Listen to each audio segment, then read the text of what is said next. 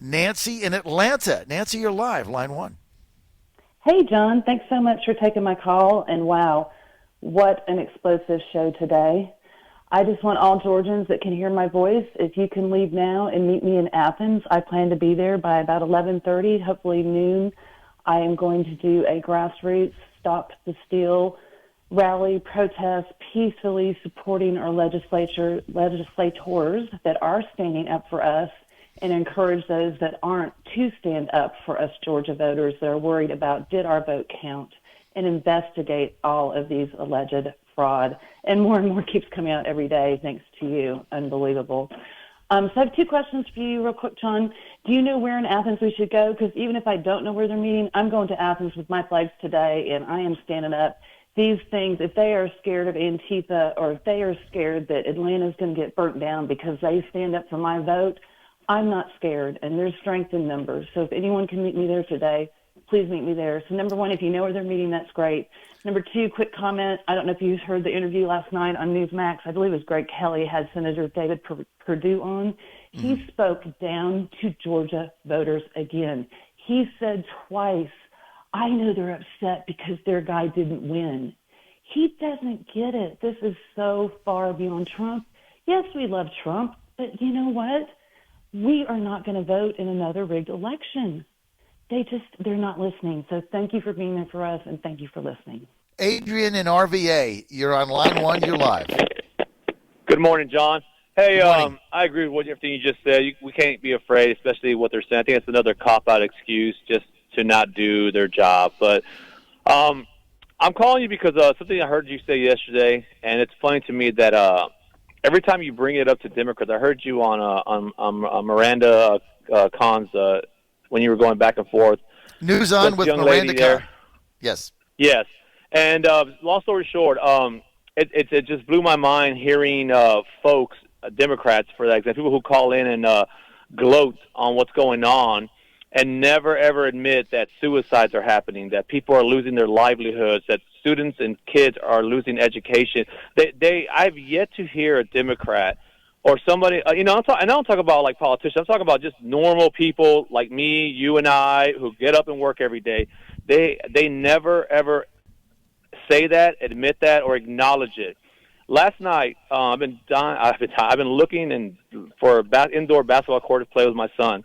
I met a man yesterday who had two kids in high school, and after speaking to this man, just to make it short, we got to talking because I was getting some advice from him. I never felt so sad in my life, and I mean that. I'm not even exaggerating. Seeing a man almost tear up saying that his kids are losing their opportunity scholarships because, and they were going to no big schools, but they were having an opportunity at least to be in a position to get a scholarship, and they're losing that, and he doesn't know what to do. And he was just, what do you tell a man, that a grown man, that his kids are not, and they're smart people, and I'm sure they'll do fine in life, but the point is that, we talk about, there's systemic racism, there's this and that, all these words that are made up and put together so we can feel sorry for other folks. When there's a grown man who doesn't know what to do because his kids were on path to get a scholarship and now they're not going to school, so he has to train them. So he has to keep pushing them. So he has to keep doing something. And that's our job. Don't get me wrong as a parent. But that's why we have schools as well. That's why we have government to help assist us in things like these.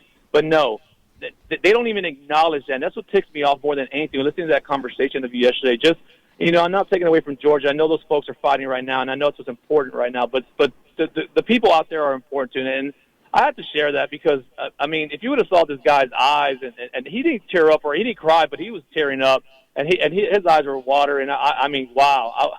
Anyways, but I really hope we get some Democrats and we fight this. I'm tired of this Republican and Democrat crap. Let's just be citizens and fight this together. It's just getting out of hand. We're enemies amongst family, amongst citizens. We shouldn't be like that. We're red, white, and blue. We're America, and I'm going to stop now. I appreciate you throwing me in that little rant. It just irritates me hearing folks not even acknowledging that this stuff is happening when it is happening, amongst our neighbors, amongst our families, and no one seems to give a crap. But anyways, John, I appreciate it, John, man. Keep fighting, man. And Georgia, we love you, man, and Virginia, and just keep fighting. We hopefully everything works out. Adrian, thank you. Hang in there. Yeah. Yes, sir. Hang in there. Yes, sir. Keep fighting. Thank you. Thank you, Adrian. Let's get to Jane in Pennsylvania, line 2. Jane, you're live. John. Yes, Jane, you're live. Okay, great. Yes, I did read on Breitbart News this morning that the state of Texas filed the suit against Pennsylvania, Wisconsin, Georgia, and Michigan.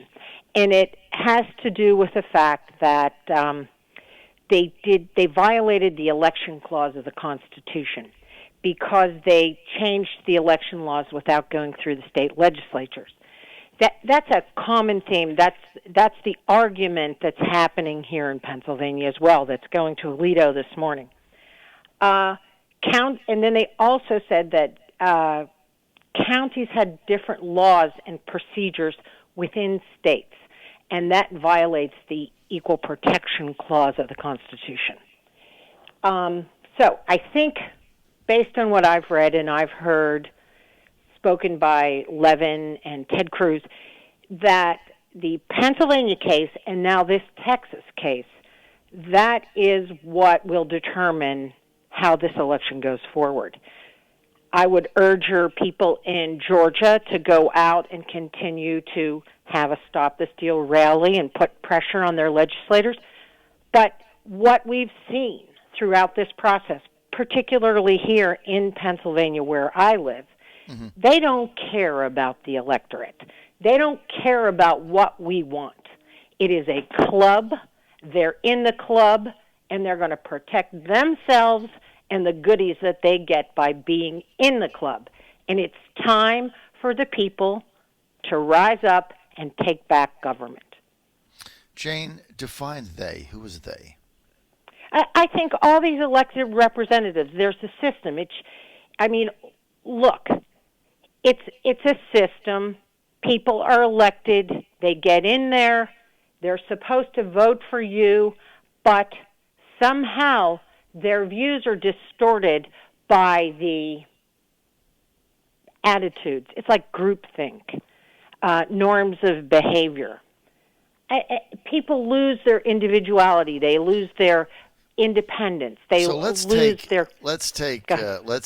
two examples. Let's take and let's go to Georgia because that's where I've been for 5 weeks, Jane. I think you're onto something, right? So let's take the first example, Senator Purdue, who says on Newsmax last night, hey, I'm sorry Trump voters are mad. Their guy got beat, but, you have to get me back into the Senate. Otherwise, the Democrats take over.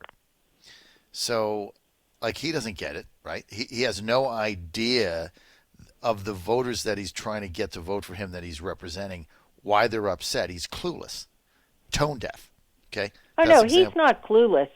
He just fails. It doesn't matter to him. I see what you're saying. He has total disregard for the quote-unquote Trump voters. And the system is protecting him. He probably already cut a deal with Stacey Abrams. I don't know. I just look at all of that. I'm shocked because I've had family members fight for this country, and they fought in vain because we have a population that doesn't recognize how lucky we are, and B, they're too ignorant to stand up for the most part and fight for what's right. So I got to wrap, but the second example, Representative Colton Moore tells John in Idaho, look, we can't get to 91 because we've got state representatives here, Republicans, that are afraid to put their name on the document because somebody will dox them or somebody will go to their home and raise Cain or they'll burn down Atlanta. Therefore, they're not going to sign the document. But what do you think about that? They're weak people. Weak.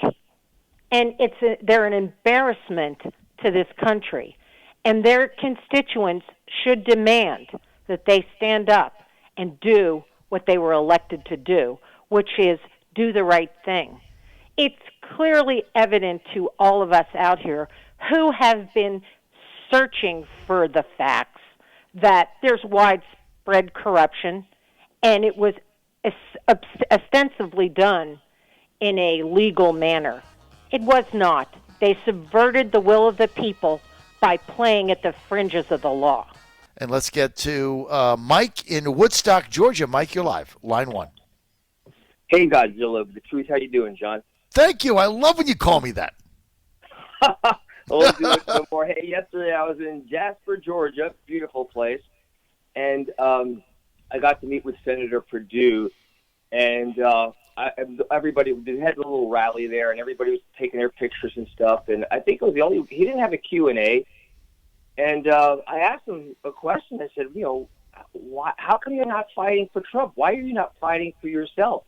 You won this thing. And he looks at me, and he's very sincere, by the way, I believe. He looked me right in the eye, and he explained to me exactly every excuse that he could find to why he's not fighting. And he said, well, I have been fighting, but the media won't give the word. And I go, well, what about Twitter? I don't do technology, but we're going to do technology next year. And then we're working on it. And then what the real problem is? It's Stacey Abrams.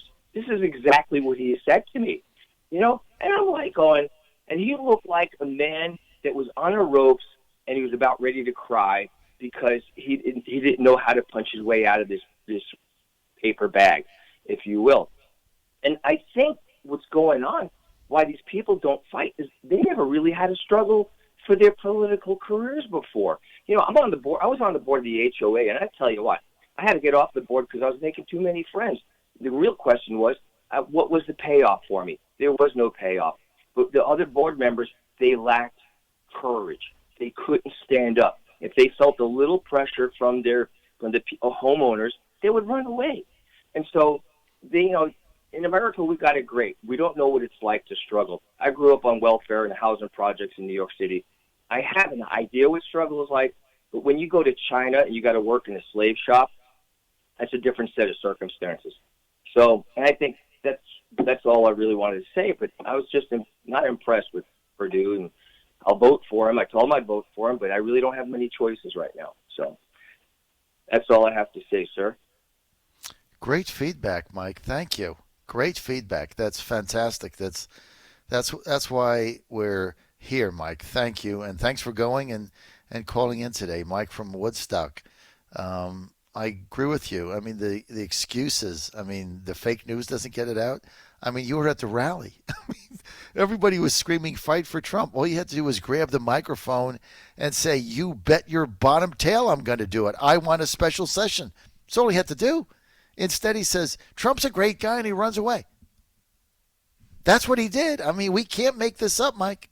Thank you, Mike in Woodstock. Let's get to Marie in Miami, Florida. Marie, I'm in Athens. It's cold today, so I kind of wish I was in Miami with you. Well, I do too, but you're doing good work there, so when it's all over, you can come for a holiday, okay? I will do that. Okay. Listen, I'm calling because I heard you talking to Steve Bannon. Yes, ma'am. Steve Bannon is great when he makes speeches about courage, etc. Unfortunately, all those state legislators do not have it, and you can't just change them overnight. They're not going to change. They're thinking about themselves. What I was going to say was that the earlier caller who spoke to you, who said you should speak to Steve Bannon, maybe you should, when you go at 10 o'clock, about the fact that the Trump people can get together with the state and provide protection. And if they're worried about that there's going to be rioting, if you recall, Trump gives an example in his speech when he says, Antifa heard we were going to be there with the National Guard, they stayed away. Do you remember that incident? I forget where it was. Yes, I do. And yeah, so it's a deterrent. So I think that if you ask Steve Bannon to speak to Jason Miller about this, and by the way, I did speak to Representative Colton Moore. I spoke to him also, and because he has a letter online and he has his number. So I spoke to him, and he talked about Antifa. So I hope that you will suggest that to Steve Bannon. I will do that at 10 a.m. I will tell him to tell Jason Miller about it, and that Trump should, speak to whoever in Georgia, the governor or whoever, and to provide protection in case there's some threats from Antifa. Because talking about, with all due respect to Mr. Bannon, he speaks, great about courage, etc. But they need 91 signatures in the House, and they only have 20-something. It's not going to happen. So, we have to do more on that front. Well, they're only 70 away. Yeah, exactly. So I Thanks. think that you're playing a great role here, and you're sort of like middleman. And I think that it would be, because with that, we need the special session so that those Trump voters will come out. Thanks, Marie in Miami. Okay, thank you. Great call. Larry in Chesterfield County, Virginia. Larry, welcome, line 2. Good morning, John. Good morning, Larry. I am so glad I found your station. Actually, a friend of mine got me turned on to you. Yay. I am so glad there is a new alternative to the what used to be a great station in Virginia, but now is just completely trashed. Well, it's so boring. I mean, look, John Reed competes. They put him on from 6 to 10. He's a nice guy, really. It's a shame, Larry, because John Reed show. I mean, John Reed's one of the nicest guys you'll ever meet. It's just that they put him in an impossible situation. First of all, he has to compete with me, which he's incapable of doing. Second of all, he's boring. I mean, he's so boring that it makes me look even better because he's so boring, and their topics are ridiculous. And so I feel bad for the guy. I really do, because he's a very nice guy. I can't make fun of him because he's so nice. If I was back in Virginia Beach and it was Tony McCraney, who's a complete jerk, he was easy to make fun of. He's just a jerk. So it was easy for me to make fun of him. I can't ever make fun of John Reed because he's such a gentleman. I mean, the guy's the salt of the earth. He's just boring. He can't help it. But he's a nice guy. Right. Well, I used to work at that station way back in the day, and they really had good news people back then when I was there. And it's just I just can't listen to it anymore. And a friend of mine turned me on to you, and you are the Godzilla, man. I tell you what, I really appreciate what you're doing.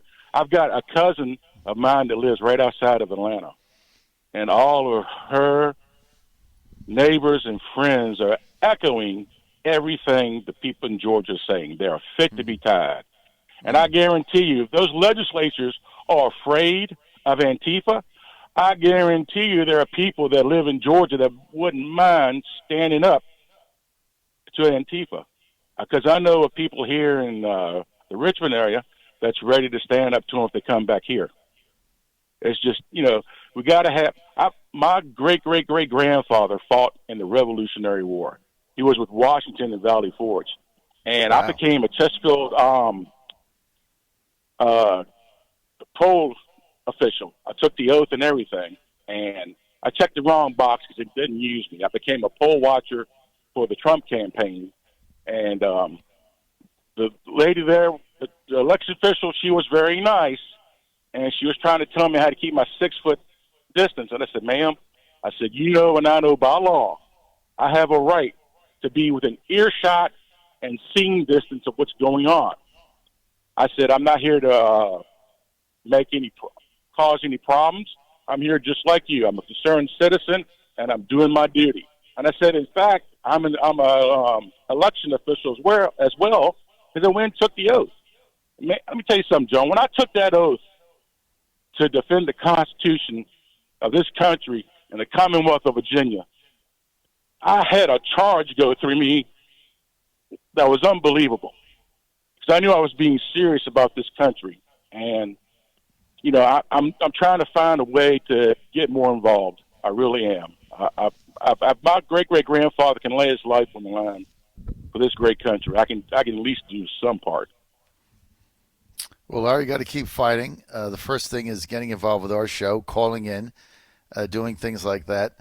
And if you could text me your email and your number. Kara's got too much going on to take that. And our text number here at the show is 757-692-1710.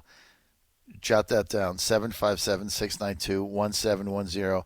You can just shoot me your contact information. We'll be able to keep you in the loop, okay? Yes, sir. Thank you very much, and appreciate all you do. I pray for you every night. 757-692-1710, Larry. Thank you. Let's Yes, get sir. to Thank you. you got it, buddy. Just text me your stuff so we can stay in touch. Line 2, Jesse in Jackson, Georgia. Jackson, Georgia. Welcome. Yeah, good morning. Good morning, Jesse in Jackson, home of Senator Burt Jones. Yes, Bert is my senator. I'm proud to say I've been acquainted with Bert for years, and I'm Senator Jones. Around here, he's just Bert. So Right, we know him. Bert. But good man, good family. Very, very proud of him right now. He's fighting for you. He is, and I appreciate it.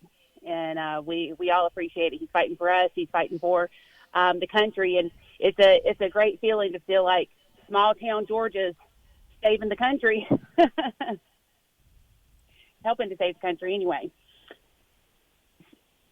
What's on your mind, Jesse? Yeah. Well, I wanted to say, I know that you have a lot of listeners across the country, and I really wanted to kind of make an appeal. So many eyes are on Georgia right now, and I know that there's so many people standing behind us as a state, behind us as voters, and that is very appreciated. One thing that I see happening a lot that bothers me is people kind of wagging the finger at Georgia voters saying, you've got to vote for these two senators, the country's on the line, so forth. And we understand the importance of this election. Of course we do.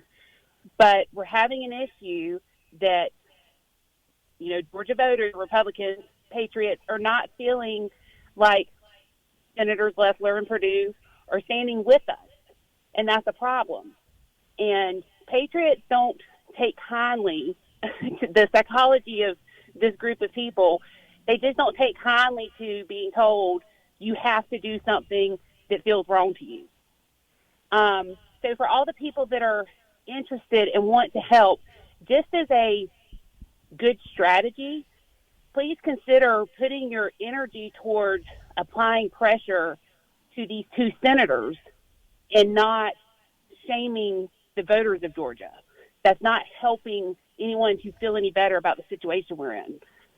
Let's collectively, pressure Loeffler and Purdue to stand with us. And because if they will do that, the deplorables, the Patriots, will crawl over glass for them just like we would for Trump. That's what we need. Put the energy there. Focused, not spread out. It's a whole lot easier to convince 2 people than to convince hundreds of thousands. All they have to do is stand with you, Yep. demand a special session, Yep. call those legislators and senators up themselves, demand it, say it publicly that they've demanded it. He could have gone to that rally on Saturday night and demanded it. He's done nothing to that order. And he In skipped fact, the debate.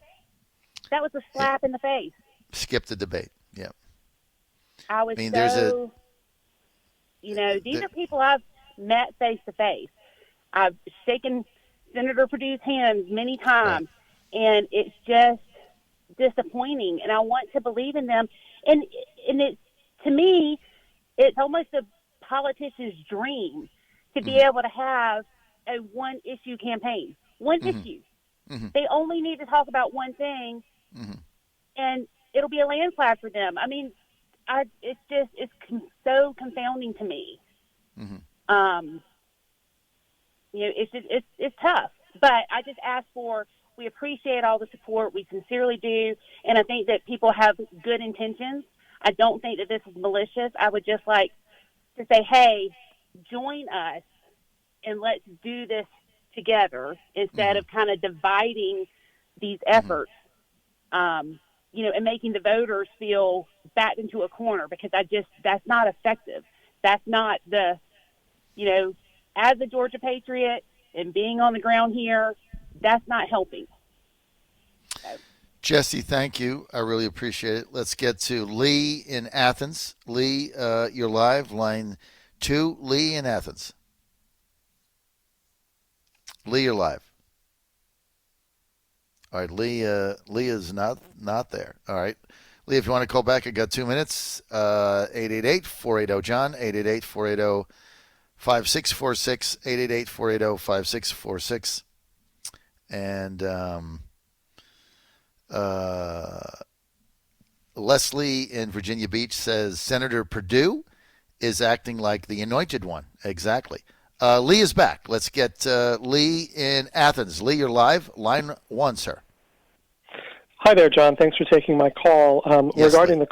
the caller on the Electoral College, I haven't done the complete math here, but it would seem to me that if the battleground states are not certified, and if it did actually go down to 239 electoral votes, needing a majority within those, that the battleground states are already kind of being counted for Trump.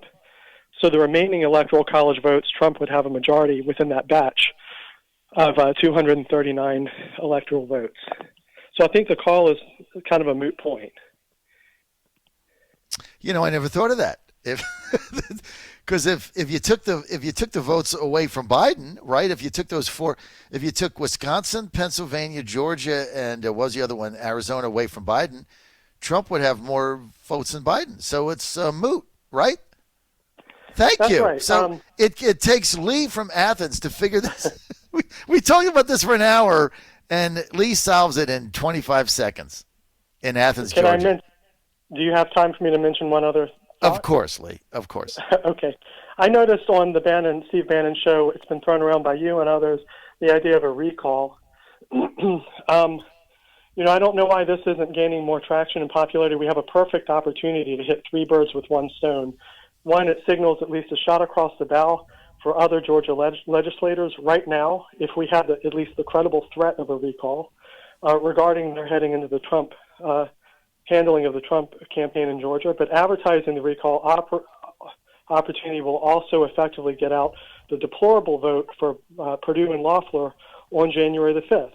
Absolutely. So all will likely accomplishing the start to an effective recall. We just need somebody to organize it. You know who we need? The guy in There's this guy in Norfolk, Virginia. He's like the king of the recalls. His name is Bob Brown. Bob Brown is the Republican chairman in Norfolk, Virginia. And he's like done like 5 of these recalls, and he's been successful on 3 of them. I don't know how he organizes it, but we need to ship him down here to Georgia. Somebody just needs to organize it, Lee. Lee, Athens, I'm out of time. All right, let's get to line 1. Paul in Mechanicsville, Virginia. Paul, you're live, line 1. Hey, thank you, John. Good morning. It takes a lot of courage to do what you're doing. It's amazing. But leads me to my comment, where is the courage from a Bill Barr? Wouldn't you like to know how many times Bill Barr's talked to Mitch McConnell about rolling over, and to Christopher Wray at the FBI? And where is the Georgia Bureau of Investigation? You can clearly read the lips of that woman counting votes saying we're going to get caught. What the heck is going on with law enforcement and legal? Have they totally abdicated any of their obligations in all these shenanigans going on? Evidently. Paul, what you brought up, I just want to hold that tape a second. When you go to that tape, I'm not a lip reader, but because I've seen it 5 times. And because of the headphones, here's the thing, because of the headphones, you talk to my family, they get mad at me because I don't hear what they say. So I've gotten into, looking at them in the eye and trying to read their lips because I don't want to get a hearing aid. You put these headphones on every day, obviously it's going to have an impact. So I don't really want to do that. I'm not old enough for that. I'm only 63.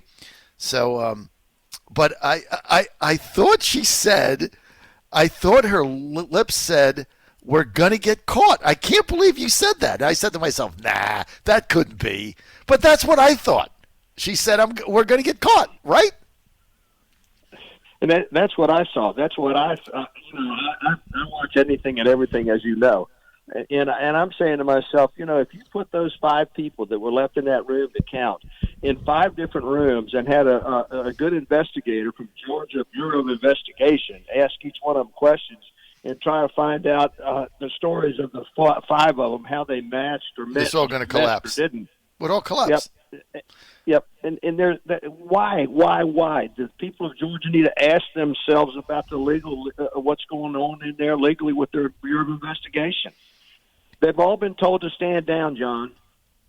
Unbelievable. They have all been told to stand down or something. But Senator Beach asked, I think his name was Vic Davis, the head of the GBI. He said, I want an investigation. No response. He's a state senator. No response. Yeah. No, he said he got no response. Yeah, and Raffensperger, when he told them that, you can't examine the Dominion software because it's proprietary. Come on, man. That's unbelievable, Texas Paul. Examined it, didn't they? Yeah, well, Paul, there's something stinks here. No question about it. Yeah, to paraphrase Biden, come on, man. Come on, Thank man. you. Thanks, Paul. Paul in Mechanicsville, Virginia, fired up. All right, let's get to Anthony in New Jersey. Anthony, you're live.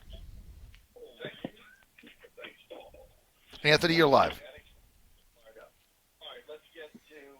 Anthony, you got to take off. Turn your phone off. You're live. Anthony, you're live. You're talking to Barry. I'll try. Oh, I'm sorry. I had line 2. My apology. Barry in Portland, Oregon, line 3. You're live. Sorry. Yeah, no problem. So, good morning, and let me start off by saying that while I disagree with what you have to say, I will vehemently defend your right to say it. Okay, so here's the problem that I've had with the fraud claims, and it goes back to one of the claims that was made in Pennsylvania and has been repeated by the colonel there and Rudy Giuliani, and it was the claim that there were hundreds of thousands of more absentee ballots received than were sent out. Mm-hmm. And I when I looked at the Pennsylvania lawsuit filed by Giuliani, I didn't see that in there. And in fact, it wasn't in there, and it struck me that on its face would indicate fraud. But it wasn't in the lawsuit. And yet he continued to repeat it even at the Pennsylvania hearing. Him and the colonel repeated it. Because so they I got did mixed. a little research. Because Barry, they got mixed up. I think there was Yes, 1.8 million in the primary election. Exactly. But then, so they got mixed up. But they kept repeating it for weeks and weeks when they had to know it was incorrect. And when you make claims that are so facially incorrect, it hurts your credibility on everything else. Agreed. They did it in another area where the claim was that in the 4 cities in the swing states, I believe it was Philadelphia, Milwaukee, Detroit, and Atlanta, that they were the only cities where Biden outperformed Hillary. And they still continue to repeat that. I did a minute of research, finds that's not true. You can go to Dallas, Texas, a very red state, and you can simply go to their voting numbers, and you find that Biden outperformed Hillary in Dallas, a city much larger than Milwaukee, for instance. And so when you continue to make claims that, number one, you won't make in court because you must know they're incorrect, it's not a mistake. If you won't make that claim in court in Pennsylvania, and yet you say it at the Pennsylvania hearing as a basis for evidence, you lose me. I'm out. How can I believe anything you say when something so clear is incorrect? And you're right, sir. 30 seconds to disprove. You're right, Barry. And what happens? It is exponential because what happens is then you got people like me reporting it, and then we're embarrassed. I'm embarrassed for saying it. I didn't bother to check it out because that's Trump's legal team, right? I'm assuming they've checked it out. So you just parrot what they say, and I thought it was a huge allegation. Like, okay, I did too. 700,000 and votes. I'm I mean, anti-Trump. you mailed in 1.8 million ballots. You got 2.5 back. I mean, what are those the 700,000 ballots that showed up on that truck? And then that's fraud per se. That's fraud per se. Right. It's the loquitur. But now we find out that the 1.8 million ballots that were mailed out was for the primary. So we don't know how many ballots were mailed out for the general. They never clarified that. And then the other thing is, it was 3.1. It was 3.1. I went to their site. It was 3.1. All right, 3.1 got mailed out. 2.5 back. 2.6. Yeah. Okay, and then what about this truck? Whatever happened to that? I don't know. The truck is interesting. I looked into that, and it's very complicated. Now, the witness. I don't know if you know this. The witness has done videos that shadow people follow him in his homes, and that's when someone, and he actually did a movie about shadow people that he claimed he caught on his video camera, and so I just, when that's your witness and he's claiming that he's being followed by shadow people, see. I'm a lawyer, and when you go to court, you check out the history of your witness and the credibility of your claims, whether you're making the claim in court or whether you're making it publicly. All right, Barry, I agree with you, and it does hurt their credibility, and it's embarrassing because I went and repeated that 1.8. I've done it on TV. I did it on TV. I did it on Newsmax because I figured that was accurate. So. We all get embarrassed by that kind of nonsense. Oh, so let's get to Georgia and the tape in Georgia. You looked at the tape, right? What did you think about that? I did look at the tape. When I saw the tape originally, that was a problem. And then, of course, since I have time, I researched. And I don't know, an Atlanta news station then went and looked at the hours before the tape that was shown. And what they showed the table being brought in and nothing under it, so it was empty space. And then what they then showed was they showed the ballots being opened and people observing the ballots being opened and stacked. Those ballots that were opened and observed stacked were then put in not suitcases but the regular containers. And those containers were what were put underneath. So they weren't ballots that came in from anywhere else. They were ballots that were opened and then put in containers. They thought now there's a problem that they had thought they were going to close for the night, and that they were going to and then they started counting when people were gone. But the fact is, they were the most critical aspect of the ballots. Watching them be opened, when you can compare the signatures, I guess. The ballots didn't just come from nowhere, and it just, OAN, what they did was they showed the worst part of it. Now, it's still bad. They sent people out and then ran the ballots through the machines when people weren't there. I don't disagree with that. What about the allegation that one lady ran them through 3 times? And that's potentially a problem. I don't know if maybe they didn't actually count those 3 times. And the other thing is, if she ran them through 3 times, I thought about this, how would the hand count of actual ballots come out to be the same as the machine counts? Because remember, they did a hand count of the ballots. Now, if you ran them through a machine 3 times, wouldn't the number of ballots, and if that happened over and over, when you did a hand count of the ballots, how could the hand count come out just a few numbers different? It's simple math. And how could the Dominion machines have changed the numbers if, in fact, the hand count of the ballots matched the numbers? Okay, but Barry, in Ware County, you got the opposite. The hand count of the ballots didn't match what came out of the machine in Ware County.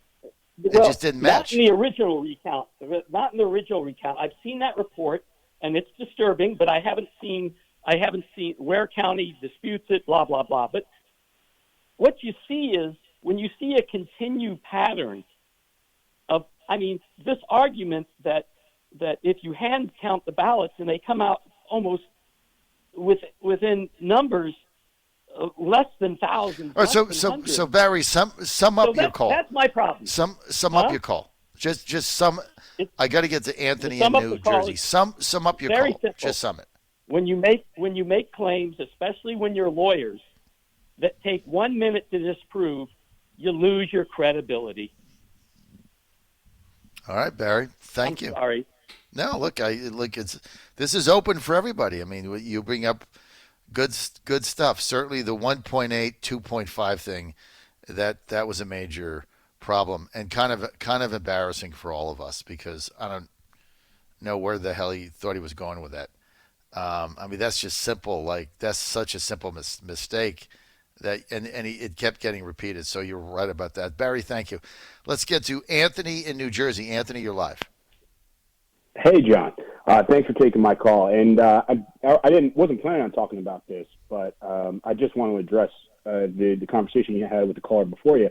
I appreciate him calling in and actually going through the specific details of the things that we're alleging, the fraud issues we're trying to bring up, and not just saying they're baseless or saying that they're not even going to consider them on their face, because that doesn't help us, and that's one of the big issues. So for him to do that, I appreciate that. And we'll listen to what they're saying and walk through it. But that's what needs to be done, and I don't think a lot of people on his side of the aisle really recognize that right now. So I appreciate him calling in that. But there's also that thing that I would like him to look at, and if he maybe could call back and talk to you about it. But when the one lawyer in Georgia was presenting in the hearing, all of the stats, I mean, these were just facts that he was laying out. And if you can debunk them, I'd love for you to debunk them, but I haven't heard anybody say that they're contradicted 2,506 felons that were illegally voted in Georgia, or the 66,000 underage people who registered to vote illegally. I mean, those are serious claims, and you can verify them. So, I mean, and the margin of victory is only 12,000. So these are things, I mean, we have an avalanche, a mountain of evidence that needs to be addressed, but they're just saying, no, don't address them. There's a lot more. It's great that there's these bad, allegations that you can show us, like this with what Mastriano said. But there's a lot of other ones that they're just not even addressing. Well, let's get to the videotape. Okay, I don't really agree with our friend from Oregon. I mean, I saw the videotape 5 times. I mean, I agree with you 100%. If the bottom line is, if you ask everybody to leave, why are you counting ballots? Right? That's illegal. Absolutely. Why are you counting them? If everything is on the up and up, why did you ask everybody to leave, wait 30 minutes, go under the desk, pull them out, drag them in the other room, count them, and put them in the machine? Why did you do that? There's no explanation. There is no explanation for that. Zero explanation. Absolutely. There is no explanation whatsoever, not even close. None, zero. Secondly, okay, there's 143,000 ballots of people that are dead, don't live there, not registered, underage, live in a different county, moved, right? So that's not even signature verification. That's just illegal voters, felons that you can't vote as a former felon in Georgia, not like Virginia. So you got 150,000 there. What about that, right? So, I mean, you can take one thing and say, well, there was a camera of votes brought in earlier. Well, they made a mistake in Pennsylvania. There's still allegations in Pennsylvania that, what about that truck? I don't care who took the photo of it. A truck came in from New York with ballots. Why haven't we tracked that down? Right? All that stuff, Anthony, right? All right, Anthony. Final word, Anthony. I'm going to give you the final word of the day. Goodness gracious. All right. Well, I just wanted to say, how are we so sure that if we go to contingent election that the Republican delegates will actually vote for Trump, considering what happened so far in Pennsylvania and Georgia with how the Republican legislators have acted? You know what? It takes somebody from New Jersey to ask that most critical question. Only would we That's get that. That's what I wanted to lead in with, because we need to talk about that. Maybe I'll call tomorrow and we can talk more about that. Your question is, why do we think they're going to vote for Trump in the General Assembly if they ever get there, even though there's Republican controlled? And that's basically, Anthony, the $64,000 question, based on the fact that you can't get 91 of 106 Republicans to sign a petition to look into this with a special session, and they're telling me they still can't get the 29 signatures out of 34. Your question, sir, is quite valid. All of a sudden, they're going to find the courage to vote out the electors for Biden? and vote for Trump or vote to vacate them? Anthony, see, that's why I'm from New Jersey. We're just a little bit different, Anthony. New Jersey's a little bit different. I went to Fairleigh Dickinson under the George Washington Bridge. Anthony, thank you for being with us.